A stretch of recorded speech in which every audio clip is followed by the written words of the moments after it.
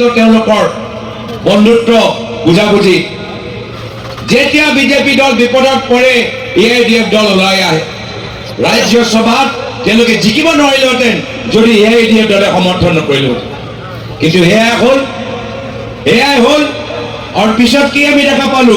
যে বিজেপি দলে এআইডিএফ দলৰ বিধায়কখিনি লৈ অসম গণ পৰিষদ দলক যোগদান কৰালে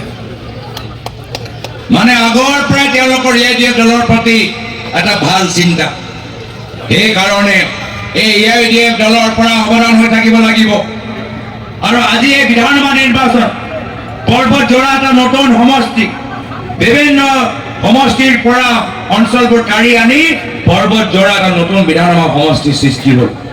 আৰু এই পৰ্বতজোৰা সমষ্টিৰ ভিতৰত ঢেৰ সমস্যা ঢেৰ অভাৱ বহুতখিনি কাম কৰিব লাগে পিছপৰা অঞ্চল মানুহবোৰ ওচৰত ভূমিপট্টা নাই আমাৰ যুৱকসকলৰ ওচৰত ভাল স্কুল নাই কলেজ নাই দুখীয়া ৰাইজৰ ওচৰত যাবলৈ ভাল হস্পিটেল নাই উদ্যোগৰ ক্ষেত্ৰত বহুতখিনি সুবিধা পৰা বঞ্চিত হৈ আছে এখন অঞ্চলৰ ৰাইজ তেতিয়াহ'লে আপোনালোকৰ হৈ কোনে মাত মাতিব যদি পৰৱৰ্তী দিনত প্ৰশাসনে ইয়াত জোন কৰে বা প্ৰশাসনৰ সহায় লাগে তেতিয়া কোনে আপোনাক সহায় কৰিব কোনে আপোনাৰ ফোন ধৰিব কাৰ ওচৰত যাব সেইকাৰণে পৰৱৰ্তী দিনত আপোনালোকৰ বিধায়ক কোন হ'ব তাৰ বাবে এটা ভাল চিন্তা কৰক যদি ভুল চিন্তা কৰে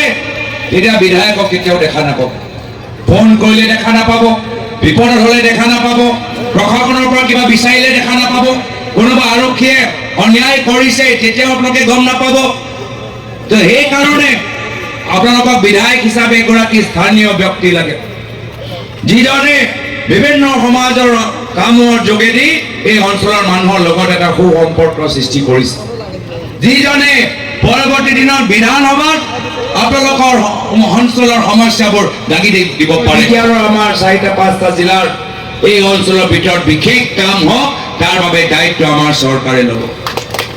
কিন্তু আমাক কাম কৰিবলৈ এটা সুযোগ দিয়ক ৰাইজক সেৱা কৰিবলৈ এটা সুযোগ দিয়ক আহা 9 তাৰিখৰ পিছত আকৌ বহুত বছৰ ধৰি এই সুযোগটো নাপাব এই সুবিধাটো নাপাব তো সেইকাৰণে এইবাৰে ভাল এটা সুযোগ অন্যায় বিৰুদ্ধে অত্যাচাৰৰ বিৰুদ্ধে সাম্প্ৰদায়িক ৰাজনীতিৰ বিৰুদ্ধে আৰু বিৰোধী ঐক্যবদ্ধ পক্ষত নতুন বৰ অসমৰ পক্ষত অসমৰ শান্তি সম্প্ৰীতিৰ পক্ষত এইবাৰ কংগ্ৰেছ দলক সমৰ্থন কৰক হাতৰ চিৰত ভোট দিয়ক সকলোৱে ত্যাগৰ বলিদান স্বীকাৰ কৰিব লাগিব এয়া হ'ল আমাৰ ৰাইজৰ প্ৰতি আমাৰ দায়বদ্ধতা আমি ৰাইজৰ বাবে প্ৰথমে চিন্তা কৰিব লাগিব নিজৰ বাবে চিন্তা পিছত কৰিব লাগিব আজি ৰাইজে বিচাৰে যে কংগ্ৰেছ দল সবল হওক শক্তিশালী হওক পৰ্বতজোৰা আমাৰ বাবে এখন নতুন সমষ্টি আৰু সেইকাৰণে আপোনালোকৰ আজি উপস্থিতি আমাক সাহস প্ৰদান কৰিছে যে নিশ্চয় যদিও আমাৰ বাবে নতুন সমষ্টি পৰ্বতজোৰা অঞ্চলৰ ৰাইজৰ আশীৰ্বাদৰ দুৱা আমাৰ কংগ্ৰেছ দলৰ লগত আছে তো সেইকাৰণে মোৰ মনত পৰে প্ৰয়াত তৰুণ গগৈদেৱ মোৰ প্ৰয়াত পিতৃ অসমৰ প্ৰাক্তন মুখ্যমন্ত্ৰী বহুতখিনি চিন্তা কৰিছিল বিটিআৰ অঞ্চলৰ বাবে বহুতখিনি চিন্তা কৰিছিল সপোন দেখিছিল কোকৰাঝাৰ জিলাৰ উন্নয়নৰ ক্ষেত্ৰত কিন্তু বহুতখিনি কাম কৰিবলগীয়া আছে মই আপোনালোকক কথা দিছোঁ যে পৰৱৰ্তী দিনত আমাৰ চৰকাৰ যেতিয়া আহিব আমি কোকৰাঝাৰ জিলাৰ উন্নয়নৰ বাবে আমি বিশেষ পেকেজ আমি মুকলি কৰিম দেখিছে যে আমাৰ গোটেইবোৰ বিৰোধী দল বাস্তৱভাৱে যিসকল বিজেপি দলৰ বিৰোধিতা কৰে আমি সকলো একগোট হৈছোঁ কোন কোন একগোট হ'ল কংগ্ৰেছ দল লগত ৰাইজৰ দল লগত অসম জাতীয় পৰিষদ দল লগত CPM দল লগত CPIML দল আৰু লগত APHLC দল যোৱাবাৰ যদি আমি এইকেইটা দল যদি আমি মিত্ৰতা কৰিলেহেঁতেন যোৱাবাৰ আমাৰ চৰকাৰ আহি গ'ল কিন্তু হয় কিবা কাৰণত মিত্ৰতা নহ'ল কিন্তু এইবাৰ হৈছে আৰু এইবাৰ হৈ যোৱাৰ পিছত য'তে আমি যাওঁ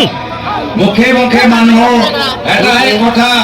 আপোনালোকে চিন্তা নকৰিব আপোনালোকৰ চৰকাৰ আহি আছে আমি উজনি অসমলৈ যাওঁ মানুহবোৰ ওলাই আহে,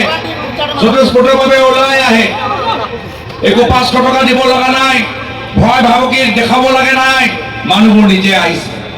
যোৱাকালি গুৱাহাটীত আছিলো মই, গুৱাহাটী যাওঁতে মানুহবোৰ ওলাই আহিয়ে কৈছে যে আমি আপোনাৰ লগত আছো, আমাক জুবিনদাৰ বাবে ন্যায় লাগে।